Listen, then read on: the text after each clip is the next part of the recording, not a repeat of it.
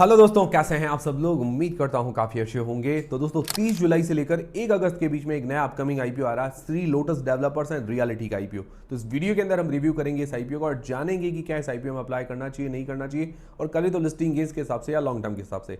देखिए दोस्तों, इस वीडियो के अंदर मैं सारी चीजें आपके क्लियर करूंगा, पर डिसीजन आपको अपने रिस्क और अपना एनालिसिस लगा के बनाना है। तो इस वीडियो के अंदर हम सबसे पहले एक अंदाजन ग्रे मार्केट का प्रीमियम जानेंगे, इससे हमें थोड़ा बहुत लिस्टिंग गेंस का अंदाजा हो पाएगा। फिर इस कंपनी की डिटेल्स के बारे में जानेंगे, मतलब ये कंपनी क्या काम करती है, कौन से सेक्टर की कंपनी है, फ्यूचर कैसा रह सकता है। फिर इसके फाइनेंशियल्स और फंडामेंटल्स जानेंगे, मतलब कंपनी प्रॉफिट मेकिंग है या लॉस मेकिंग, और अपने जो भी कंपटीटर्स वगैरह उनसे महंगी है या सस्ती है।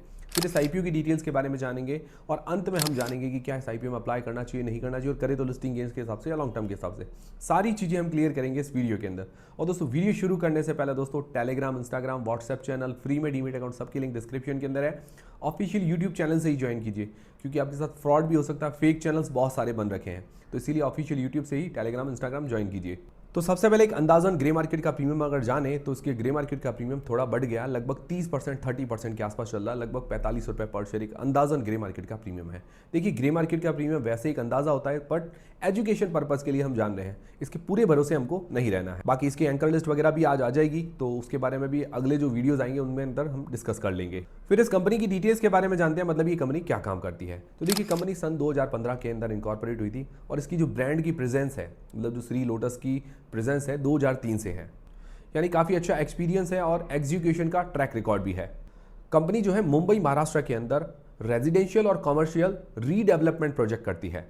इसका स्पेशलाइजेशन है रीडेवलपमेंट मॉडल का, पुरानी बिल्डिंग्स को तोड़कर नए प्रीमियम फ्लैट्स बनाना। मोस्टली लग्जरी और अल्ट्रा लग्जरी कैटेगरी में डील करती है। इनके 2 BHK और 3 BHK जो फ्लैट्स हैं लगभग 3 से 7 करोड़ के ब्रैकेट के अंदर होते हैं, और 4 BHK या पेंट हाउस जो फ्लैट्स होते हैं और भी प्रीमियम रेंज के अंदर होते हैं। एज ऑफ 30 जून 2025 4 प्रोजेक्ट्स ये कंप्लीट कर चुकी है, 5 ऑनगोइंग है और 11 अपकमिंग प्रोजेक्ट्स हैं। तो ओवरऑल सेक्टर देखा जाए तो काफ़ी अच्छा है, डिमांडिंग भी है, कॉम्पिटिटिव सेक्टर भी है, बट इसकी खास बात यह है कि लग्जरी सेगमेंट के अंदर डील करती है, तो ये इसको कुछ अलग बनाता है, इसके लिए बेनिफिट है। फिर इसके फाइनेंशियल्स और फंडामेंटल्स जानते हैं। तो फाइनेंशियल्स अगर देखें तो 2023 से 2025 तक दिए गए हैं। अगर इसके एसेट्स देखें तो एसेट्स के अंदर साल दर साल ग्रोथ है। फिर रेवेन्यू की बात करें तो रेवेन्यू के अंदर भी साल दर साल हमें ग्रोथ देखने को मिल रही है। 167 करोड़ से 549 करोड़ रुपए के आसपास हुए हैं, ऑलमोस्ट 3 टाइम्स जैसी ग्रोथ है। फिर बात करें प्रॉफिट आफ्टर टैक्स की, 23 में 16.8 करोड़, 2024 के अंदर 119.8 करोड़, 2025 के अंदर 227.89 करोड़ रुपए के आसपास इसका प्रॉफिट हुआ है। मतलब प्रॉफिट के अंदर भी हर साल अच्छी ग्रोथ है। और मार्जिन्स अगर निकाले, प्रॉफिट मार्जिन्स, तो 2023 में 9.8% थे, 2024 में बढ़कर 25.6% हो गए, और 2025 में बढ़कर हो गए 41.4%, 41.4%। बहुत शानदार ग्रोथ है प्रॉफिट मार्जिन्स के अंदर भी। बाकी इसकी एबिटा, नेटवर्थ के अंदर भी ग्रोथ है। रिजर्व्स इसके हाथ में बड़े हैं, अभी लगभग इसके हाथ में रिजर्व्स हैं 888 करोड़ रुपए के, काफ़ी अच्छी बात है। बात करें इसके ऊपर डेट, मतलब बोराइंग्स की, तो लगभग डेट जो है इसका कम हुआ है, 122 करोड़ रुपए का डेट है इसके हाथ में आज की तारीख में, और जो डेट टू इक्विटी रेशियो है 0.13 का है, मतलब काफ़ी कंट्रोल के अंदर है। हालांकि आईपीओ के पैसे से डेट पे नहीं कर रही, बट ज़्यादा दिक्कत वाली बात नहीं है, क्योंकि डेट कंट्रोल के अंदर है। तो ओवरऑल फाइनेंशियली देखें तो फाइनेंशियली कंपनी मजबूत नजर आ रही है, क्योंकि रेवेन्यू के अंदर भी अच्छी ग्रोथ है, प्रॉफिट मार्जिन्स भी हर साल बढ़ रहे हैं, और डेट भी कंट्रोल के अंदर है। आरओई, रिटर्न ऑन इक्विटी 24% से ऊपर है, आरओसी 27% से ऊपर है, काफ़ी अच्छी है। फिर बात करें वैल्यूएशंस की, तो उसका जो पीई है 28.7 का है, फेस वैल्यू 1 रुपये पर। और इनके जो कंपटीटर्स है, पेयर कंपटीटर्स, उनका पी 14.9 से 91 के बीच में है। तो वैल्यूएशंस महंगी नहीं है, वैल्यूएशंस ओवरऑल ठीक है, ना ज़्यादा महंगी है ना ज़्यादा सस्ती है। बाकी कंपनी की ग्रोथ और फाइनेंशियल्स को देखते हुए जस्टिफाइड लग रही है। फिर इस आईपीओ की डिटेल्स के बारे में बात करें तो ये आईपीओ जो है 30 जुलाई से लेकर 1 अगस्त के बीच में ओपन रहेगा। फेस वैल्यू 1 रुपये पर आ रहा है। इसका प्राइस बैंड है 140 रुपये से लेकर 150 रुपये के बीच में। 100 शेयर्स का ये लॉट है, मतलब मिनिमम 15,000 रुपये का इन्वेस्टमेंट। और इसका जो इश्यू साइज है 792 करोड़ रुपए का, पूरा का पूरा फ्रेश इश्यू है। और फ्रेश इश्यू के जो फंड्स का उपयोग होगा अपनी सब्सिडीज वगैरह के अंदर इन्वेस्टमेंट करने के लिए, और कुछ वर्किंग कैपिटल रिक्वायरमेंट में काम आएगा। तो काफी अच्छी बात है, कंपनी की ग्रोथ में ही पैसा जा रहा है। एम्प्लॉइज को जो डिस्काउंट दिया गया है 14 रुपये पर शेयर, और रिटेल पोर्शन है 35% का। लिस्टिंग डेट है 6 अगस्त को। तो ये हो गई पूरी आईपीओ की डिटेल्स। अब सबसे मेन सवाल ये आता है कि क्या इस आईपीओ में अप्लाई करना चाहिए, नहीं करना चाहिए, और करे तो लिस्टिंग गेंस के हिसाब से या लॉन्ग टर्म के हिसाब से। देखिए, मैं सारी चीजें आपके एक एक करके क्लियर करूंगा। डिसीजन आपको अपनी रिस्क, अपना एनालिसिस लगा के बनाना है और खुद से ही बनाना है। तो सबसे पहले जो लोग लिस्टिंग गेंस के हिसाब से अप्लाई करना चाहते हैं, तो जनरली हम हमारे 4 पैरामीटर्स देखते हैं सिर्फ रिस्क मापने के लिए।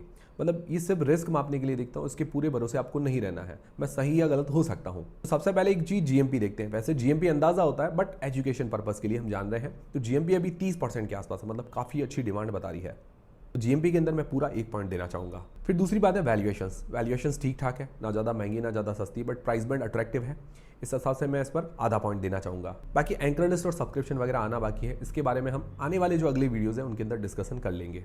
बाकी अभी के हिसाब से देखें तो रिस्क जो है कम नजर आ रही है। दोस्तों जो लॉन्ग टर्म के हिसाब से अप्लाई करना चाहते हैं तो इसके पॉजिटिव्स और नेगेटिव्स दोनों ही देख लेते हैं। पॉजिटिव क्या है, सेक्टर कंपिटिटिव भी है बट डिमांडिंग बहुत ज़्यादा सेक्टर है। उसके अलावा खास चीज़ इसकी ये है कि ये लग्जरी सेगमेंट में डील करती है, जिसके कारण क्या है कि अपने सेक्टर से थोड़ी अलग कंपनी ये हो जाती है, ये इसके लिए बेनिफिट है। दूसरी एक और चीज़, ये रीडेवलपमेंट के अंदर डील करती है। ज़्यादातर जो पुराने जो फ्लैट और बिल्डिंग्स होती है उनको तोड़कर वापस नए बनाती है और लग्जरीज बनाती है। बाकी रेवेन्यू प्रॉफिट के अंदर साल दर साल शानदार ग्रोथ है, मार्जिन्स हर साल बढ़ रहे हैं और प्रॉफिट मार्जिन्स बहुत शानदार है, 40% के आसपास है इस साल। और हर साल इसका डेट कम हुआ है, ये भी काफ़ी अच्छी बात लगी, और डेट जो है मतलब कंट्रोल के अंदर है। जनरली इनके सेक्टर की कंपनीज पर डेट ज़्यादा होता है। बाकी रिजर्व्स है इसके हाथ में और पूरा का पूरा फ्रेश इशू है, तो कंपनी की ग्रोथ के लिए पूरा पैसा काम में आ रहा है, काफ़ी अच्छी बात है। फिर बात करें नेगेटिव्स की।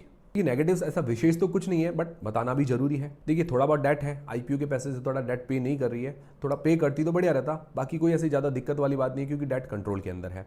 दूसरा है वैल्यूएशंस, वो थोड़ी और सस्ती करते तो बढ़िया रहता। बाकी ओवरऑल देखा जाए कंपनी के फाइनेंशियल्स वगैरह अगर देखें, कंपनी की ग्रोथ देखें तो उस हिसाब से जो वैल्यूएशंस है ठीक ठीक ही लग रही है। ये दो नेगेटिव। बाकी ओवरऑल देखा जाए कंपनी लॉन्ग टर्म और लिस्टिंग इस दोनों के हिसाब से अच्छी और बैलेंस्ड नजर आ रही है। पर्सनली मुझे भी इंटरेस्ट है।